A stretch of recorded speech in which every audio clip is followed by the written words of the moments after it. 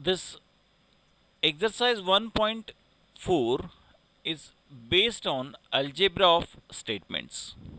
And the algebra of statements is nothing but different laws of these statements, within which first law is known as idempotent law, which is P and P is equivalent to P or P is equivalent to P. Idempotent law holds when both components are same and connect uh, and is given or is given. The connective is and or with same component. Commutative law. Commutative law is P or Q is equivalent to Q or P, or P and Q is equivalent to Q and P. This is known as commutative law. Next, associative law. Associative law means P and Q and R is equivalent to P and Q, and R is equivalent to P and Q and R. That means irrespective of brackets, the answer always remains equal. This is all up with, and similarly we can go with or also. P or Q or R is equivalent to P or Q, or R is equivalent to P or Q or R. Next law is distributive law. In distributive law, this P and Q or R, there are two different connectives. P and Q or R, this P and is spreaded over this bracket called distributed over bracket and become equivalent to P and Q or P and R. So similarly, or is also get distributed on next bracket, like P or Q and R is equivalent to P or Q and P or R. These two are known as distributive law. Now De Morgan's law, in previous video, we studied De Morgan's law, which is negation of conjunction and negation of disconjunction. So negation of P and Q is equivalent to negation of P or negation of Q. Negation of P or Q is negation of P and negation of Q. The next one is identity law. P and T, T stands for tautology. P and T is equivalent to P. Sorry, T stands for truth value true. P and F, F stands for false. P and F is equivalent to F. P or F is equivalent to P, and P or T is equivalent to T. These all are known as identity law. Next, complement law. Complement law holds when there are two same but with negation sign components are there. So P and negation of P is equivalent to F, and P or negation of P is equivalent to T. Next one is absorption law. P or P and Q is equivalent to P. So here Q is observed, and P and P or Q is equivalent to P. Next one is conditional law. This we studied in previous video also. P implies Q is equivalent to negation of P or Q. And last, biconditional law. P by implies Q is equivalent to P implies Q and Q implies P is again implies to negation of P or Q and negation of Q or P. By using these laws, we can solve this exercise 1.4. So let's go with questions of exercise 1.4. Using rules of negation, write the negation of the following with justification. Now here we just need to write negations. First question is negation of Q implies P, and negation of Q implies P is negation of Q and negation of P, and is obtained by justification is, since negation of P implies Q is equivalent to P and negation of Q. Second question, P and negation of Q, its negation is negation of P or Q. This is nothing but in De Morgan's law. By De Morgan's law, negation of P and negation of Q is negation of P, or negation of Q is nothing but Q. So final answer is negation of P or Q. Third question, P or negation Q, and its answer is, its negation is negation of P and Q. Again, this is with by using De Morgan's law. Fourth question, P or negation of Q and R, and its negation is negation of P or negation of Q, this negation of first bracket, and get converted to OR and negation of R. Again we go further to solve this negation of bracket P or negation of Q. Its negation is negation of P and Q or negation of R. Both are by using De Morgan's law. So this is the final answer. Now next question, P implies P or negation of Q. Its negation is P and negation of bracket P or negation of Q by using negation of implication. And one more step, P and negation of P and Q by using De Morgan's law for this second bracket. Negation is applied to bracket. Next question, again exercise 1.4, its first question with same heading and sub question 6. Negation of P and Q or bracket P or negation of Q. So negation of this whole statement is negation of negation P and Q is only P and Q, or get converted in and negation of the second bracket as it is P or negation of Q. This is by using De Morgan's law. Then after we make this negation sign to second bracket and becomes P and Q first bracket as it is, and as it is negation converts this bracket as negation of P and Q. Again this is by using De Morgan's law. Now next question, P or negation of Q implies P and negation of Q.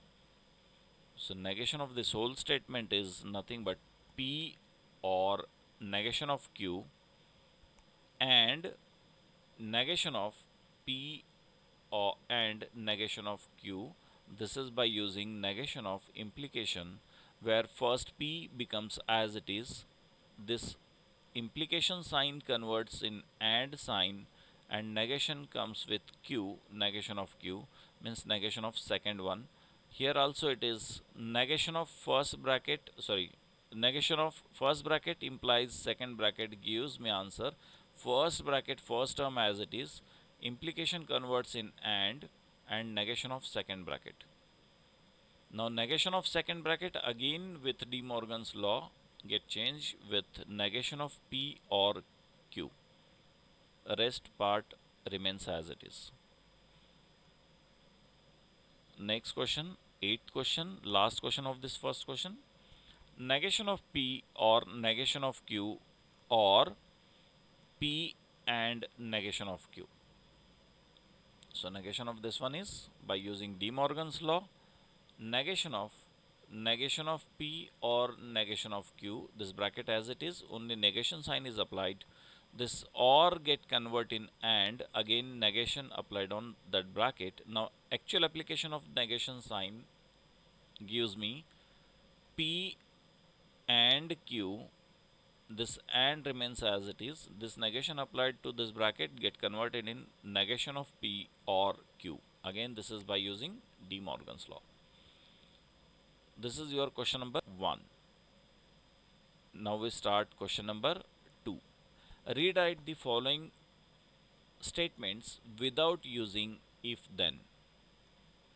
If man is a judge, then he is honest. So first of all, we convert this in statement pattern. Let P is a man is a judge and Q he is honest.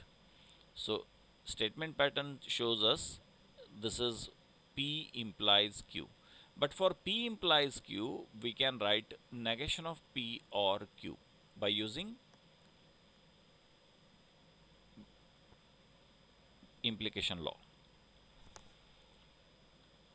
So answer is a man is not judge or he is honest.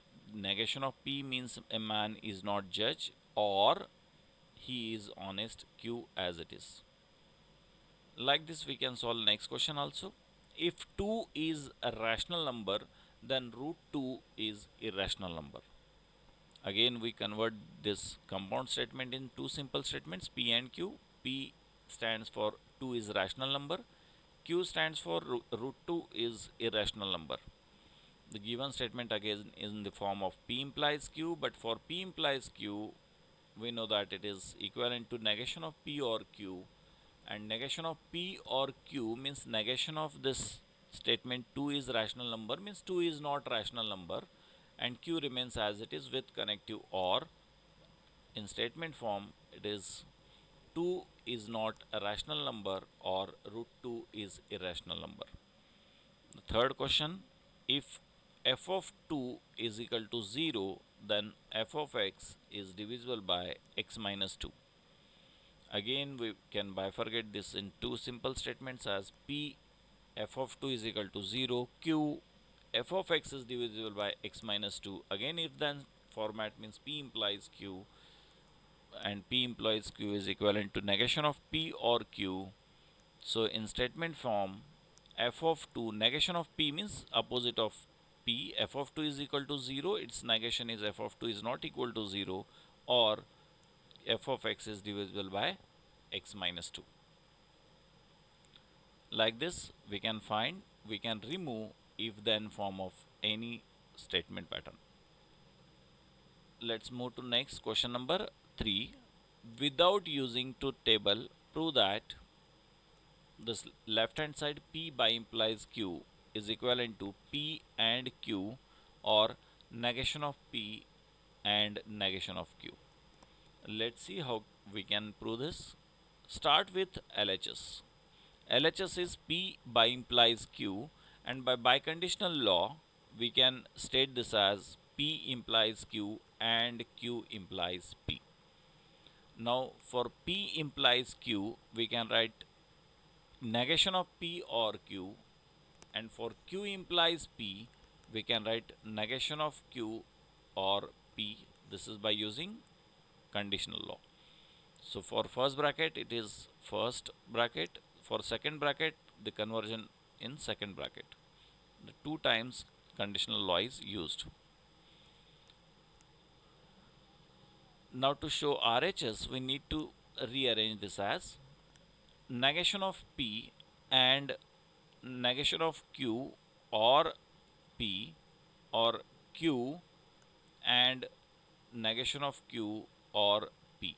This is by using distributive law. This is by using, I repeat, distributive law. This first bracket is distributed over second bracket. So negation of P, first term, this and second bracket complete, or as it is Q and the second bracket. called distributive law. Now we solve by using again distributive law. This negation of P spreaded over this bracket, negation of P and negation of Q, or this, or negation of P and P. And again for this bracket also, second bracket also, we can use distributive law as Q and negation of P, or Q and P. For every step you need to write by which law this holds. So this is reference for assessor by which law you are converting this all. And this again has marks. If you are not writing this reason, means you are missing few of the marks. Now negation of P and Q by complement law, it is F, and here Q and negation of Q by complement law, it is again F. Rest part as it is. Only by complement law is used for negation of P and Q, Q and negation of P. Let's see. Next, for identity law, by using identity law, this F gets vanish. This F also get vanish. Go through the identity law, you will understand this. Negation of P and negation of Q, or Q and P remains. Now our RHS is exactly like this, but left hand and right hand of this or sign are interchanged. We can interchange them by using commutative law. So by using commutative law, we can write that as our exactly RHS. So 2 times commutative law is used, first time in second bracket and second time to interchange the brackets, and this is nothing but RHS. So for every step it is observed that the reason is given by which law it is done. Let's move to next question. Question number 3, without using truth table, prove that. Second question is P or Q and P or negation of Q is equivalent to P. We need to show it. So start with LHS. Now LHS P or, here second bracket also P or, so by using distributive law we can collect them at one place. P or remains Q and negation of Q in second bracket. So for Q and negation of Q, by using complement law we can write F, and by identity law this F get vanish, remains only P, which is our RHS. This is very simple if you know all laws. Third question, P and Q, or negation of P and Q, or P and negation of Q, this we need to show as P or Q only. So let's start with LHS, P and Q, or negation of P and Q, or P and negation of Q. Let's identify where similar pattern is observed. Now in first bracket and in third bracket, P and is same. So by commutative law we can interchange them and bring close to each other. So I make them closed. Middle bracket I shifted to third one. Now for first two brackets I can take P and common by using distributive law, remains Q or negation of Q.